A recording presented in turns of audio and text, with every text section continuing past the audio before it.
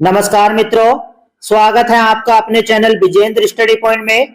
हम हिंदी काव्य साहित्य के इतिहास को क्रमानुसार वस्तुनिष्ठ प्रश्नों के माध्यम से पढ़ रहे हैं। उसी क्रम को जारी रखते हुए हम इस वीडियो में हिंदी साहित्य में सूफी काव्य धारा के उदय एवं विकास से संबंधित महत्वपूर्ण वस्तुनिष्ठ प्रश्नों का व्याख्या सहित अभ्यास करेंगे। शुरू करते हैं। पहला प्रश्न, सूफी किस भाषा का शब्द है? मैं प्रत्येक प्रश्न का केवल आपको सही ऑप्शन बताऊंगा, जिससे हम कम समय में अधिक से अधिक वस्तुनिष्ठ प्रश्नों का अभ्यास कर सकें। इस प्रश्न का ऑप्शन ए सही हो जाएगा। सूफी अरबी भाषा का शब्द है। प्रश्न नंबर 2, सूफी मत का मूल विकास कहाँ हुआ? इस प्रश्न का ऑप्शन बी सही हो जाएगा। सूफी मत का मूल विकास ईरान में हुआ। प्रश्न नंबर 3, भारत में सूफी धर्म का प्रचार प्रसार किसने किया? इस प्रश्न का ऑप्शन सी सही हो जाएगा। मुइनुद्दीन चिश्ती ने भारत में सूफी धर्म का प्रचार प्रसार किया। प्रश्न नंबर 4, सूफी मत का विकास इस्लाम की कौन सी शाखा से हुआ? इस प्रश्न का ऑप्शन बी सही हो जाएगा। इस्लाम की बेसरा शाखा से सूफी मत का विकास हुआ। सूफी शब्द के अर्थ से संबंधित महत्वपूर्ण तथ्यों को आप समझिए। पहला शब्द है सुफा, जिसका अर्थ होता है मदीने की मस्जिद के सामने चबूतरे पर बैठने वाले लोग। दूसरा शब्द है सफा, जिसका अर्थ होता है पवित्र और शुद्ध आचरण करने वाले लोग। तीसरा शब्द है सोफिया, जिसका अर्थ होता है ज्ञानी। चौथा शब्द है सूफ, जिसका अर्थ होता है ऊन का जोड़ा। आलोचकों की धारणा है कि सूफी लोग मोटे ऊनी कपड़े पहनते थे और यही मत सर्वमान्य मत माना जाता है। इसके बाद सूफी साधना की प्रमुख शब्दावली से संबंधित अर्थ को आप समझिए। पहला शब्द है तौबा, जिसका अर्थ होता है त्याग करना। दूसरा शब्द है सब्र, जिसका अर्थ होता है संतोष करना। तीसरा शब्द है रजा, जिसका अर्थ होता है संतुष्ट। चौथा शब्द है जिहाद, जिसका अर्थ होता है संघर्ष करना। पांचवा शब्द है शुक्र, जिसका अर्थ होता है आभार। छठा शब्द है गोक, जिसका अर्थ होता है भय या डर। सातवां शब्द है मुर्शिद, जिसका अर्थ होता है गुरु। आठवां शब्द है फना, जिसका अर्थ होता है मृत्यु। नवा शब्द है इश्क हकीकी, जिसका अर्थ होता है अलौकिक प्रेम। 10वां शब्द है इश्क मिजाजी, जिसका अर्थ होता है लौकिक प्रेम। 11वां शब्द है जुहद, जिसका अर्थ होता है पवित्रता। 12वां शब्द है इनायत, जिसका अर्थ होता है कृपालुता। इन सभी तथ्यों को आप ध्यान से देखिए, क्योंकि आपसे कहीं से भी प्रश्न परीक्षा में पूछा जा सकता है। इसके बाद सूफी साधना के मार्ग की 4 मंजिलें और अवस्थाएं कौन कौन सी हैं, उनसे संबंधित तथ्यों को आप समझिए। पहली मंजिल यानी पहली अवस्था का नाम है नासूत या शरीयत। यह साधना की सबसे निचली अवस्था है, जिसमें साधक शरीयत कुरान में प्रतिपादित विधि निषेध का पालन करता है। दूसरी अवस्था यानी दूसरी मंजिल का नाम है मलतूत, जिसे तरीकत भी कहा जाता है। इसमें साधक भौतिक जगत से ऊपर उठकर पवित्र हो जाता है। तीसरी अवस्था का नाम है जबरूत यानी मारिफत। इसमें साधक शक्ति संपन्न हो जाता है और परमात्मा के मिलने के मार्ग की बाधाएं प्राय दूर हो जाती हैं। चौथी अवस्था का नाम है लाहूत यानी हकीकत।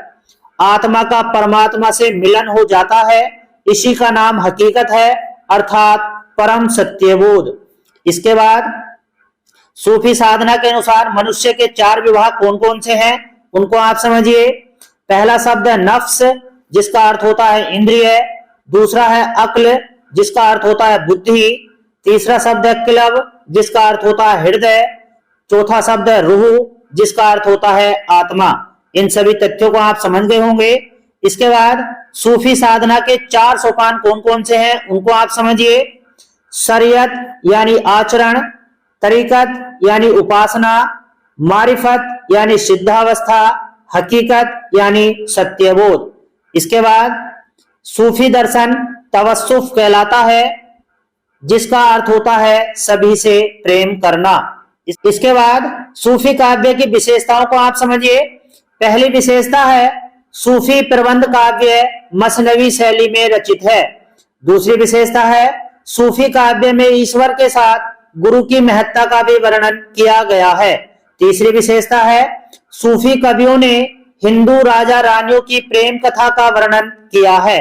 चौथी विशेषता है सूफी कवियों ने लौकिकता के माध्यम से अलौकिक प्रेम की व्यंजना की है।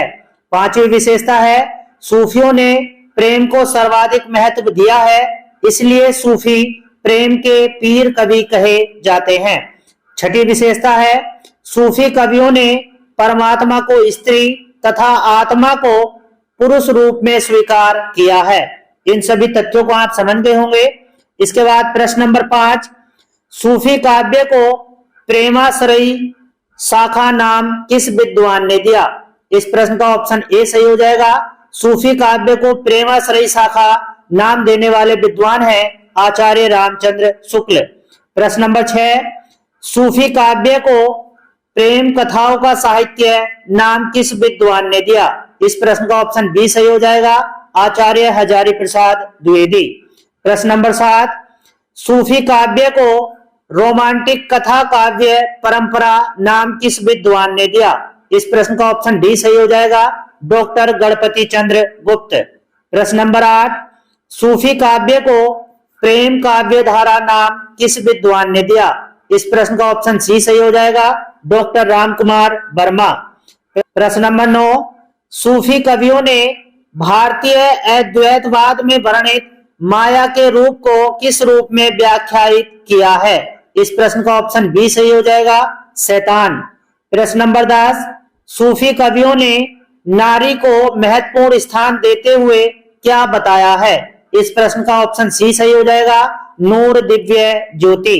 प्रश्न नंबर 11, निम्नलिखित में से किस विद्वान ने कवि असाइद को सूफी काव्य धारा का प्रथम कवि माना है? इस प्रश्न का ऑप्शन सी सही हो जाएगा, डॉक्टर गणपति चंद्र गुप्त और डॉक्टर नगेंद्र। इन दोनों विद्वान ने असाइद को सूफी काव्य धारा का प्रथम कवि माना है। प्रश्न नंबर 12, आचार्य हजारी प्रसाद द्विवेदी ने किस कवि को सूफी काव्य धारा का प्रथम कवि माना है? इस प्रश्न का ऑप्शन सी सही हो जाएगा, ईश्वर दास। प्रश्न नंबर 13, आचार्य रामचंद्र शुक्ल ने किस कवि को सूफी काव्य धारा का प्रथम कवि माना है? इस प्रश्न का ऑप्शन सी सही हो जाएगा, कुतुबन। प्रश्न नंबर 14, डॉक्टर रामकुमार वर्मा ने किस कवि को सूफी काव्य धारा का प्रथम कवि माना है? इस प्रश्न का ऑप्शन बी सही हो जाएगा, मुल्ला दाऊद। इससे संबंधित अन्य तथ्यों को आप समझिए। जो इन सभी में सर्वमान्य मत है वो डॉक्टर रामकुमार वर्मा का माना जाता है। अतः सूफी काव्य का प्रथम कवि मुल्ला दाऊद एवं उनके द्वारा रचित चंदायन सूफी काव्य की प्रथम रचना मानी जाती है। इसको आप समझ गए होंगे। इसके बाद प्रश्न नंबर 16, बंगाल में सूफी अवधि को क्या कहा जाता है? इस प्रश्न का ऑप्शन बी सही हो जाएगा, बंगाल में सूफी अवधि को गोहानी या गोयानी कहा जाता है। प्रश्न नंबर 16, नक्शबंदी संप्रदाय के आदि प्रवर्तक कौन माने जाते हैं? इन प्रश्नों को आप ध्यान से देखिए। इसमें आदि प्रवर्तक पूछा गया है, भारत में संस्थापक नहीं पूछा गया है, इसलिए आप एक एक प्रश्न को ध्यान से देखिए। इस प्रश्न का ऑप्शन डी सही हो जाएगा, ख्वाजा बहाउद्दीन नक्शबंदी संप्रदाय के आदि प्रवर्तक माने जाते हैं। प्रश्न नंबर 17, भारत में कादरी संप्रदाय के संस्थापक कौन माने जाते हैं? इस प्रश्न का ऑप्शन ए सही हो जाएगा, भारत में कादरी संप्रदाय के संस्थापक मोहम्मद गौस माने जाते हैं। प्रश्न नंबर 18, भारत में सुहरावर्दी संप्रदाय के संस्थापक कौन माने जाते हैं? इस प्रश्न का ऑप्शन बी सही हो जाएगा, भारत में सुहरावर्दी संप्रदाय के संस्थापक बहाउद्दीन जकरिया माने जाते हैं। प्रश्न नंबर 19, चिश्ती संप्रदाय के आदि प्रवर्तक कौन माने जाते हैं? इसमें भी आदि प्रवर्तक पूछा गया है, भारत में संस्थापक नहीं पूछा गया है। इस प्रश्न का ऑप्शन बी सही हो जाएगा, आबू अब्दुल्ला चिश्ती। प्रश्न नंबर 20, भारत में चिश्ती संप्रदाय के संस्थापक कौन माने जाते हैं? इस प्रश्न का ऑप्शन बी सही हो जाएगा, मुइनुद्दीन चिश्ती भारत में चिश्ती संप्रदाय के संस्थापक माने जाते हैं। तो हमने इस वीडियो में सूफी काव्य के उदय एवं विकास से संबंधित महत्वपूर्ण वस्तुनिष्ठ प्रश्नों का अभ्यास किया है।